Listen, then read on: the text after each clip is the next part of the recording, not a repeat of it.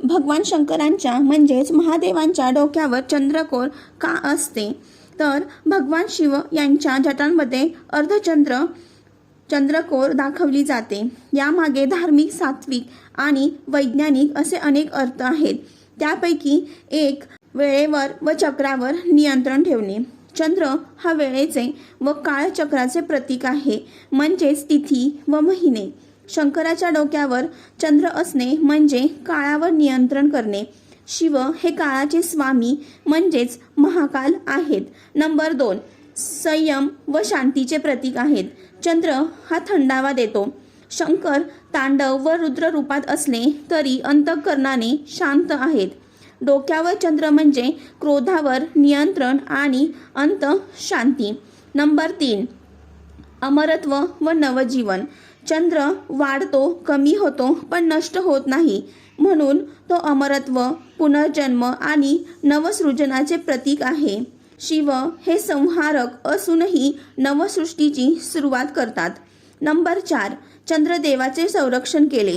एका कथेनुसार दक्ष प्रजापतीच्या शापामुळे चंद्र क्षीण होऊ लागला। चंद्रदेवाने शिवांची शरण घेतली। शिवांनी चंद्राला आपल्या जटामध्ये स्थान देऊन त्यांचे संरक्षण केले, म्हणून चंद्रकोर कायम शिवांच्या डोक्यावर दिसते।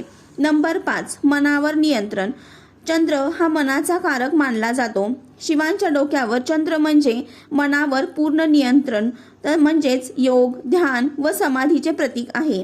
नंबर 6, योग व आध्यात्मिक अर्थ। योगशास्त्रात चंद्र म्हणजे शीतल ऊर्जा, सूर्य म्हणजे उष्ण ऊर्जा। शिवांमध्ये दोन्ही ऊर्जेचा समतोल आहे, म्हणून ते आदियोगी मानले जातात। थोडक्यात सांगायचे तर शंकराच्या डोक्याची चंद्रकोर सांगते की शिव हे काळ, मन, भावना आणि विश्वचक्र यांचे अधिपती आहेत। आता आपण चंद्रदेवाच्या रक्षणाची कथा ऐकूयात। ही कथा आहे चंद्रदेव आणि शिवशंकर यांच्याशी संबंधित आहे।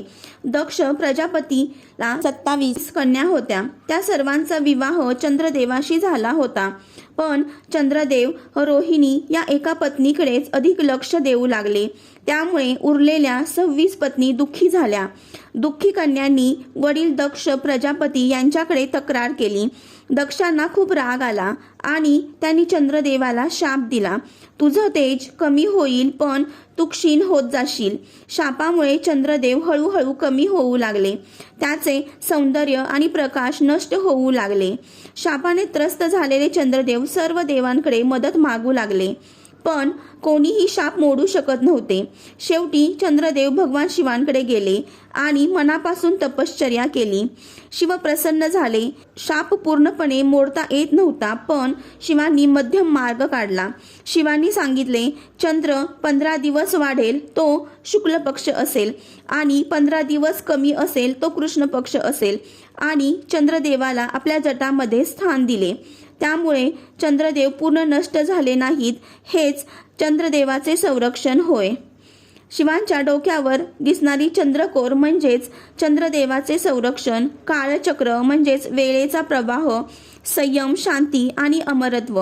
या कथेतून आपल्याला काय समजले तर अन्याय केल्यास त्याचे परिणाम भोगावे लागतात, पण शरणागती आणि तपश्चर्येमुळे उद्धार होतो। शिव हे करुणेचे व रक्षणाचे प्रतीक आहेत। तुम्हाला व्हिडिओ आवडल्यास प्लीज लाईक, शेअर आणि सबस्क्राईब करा। धन्यवाद।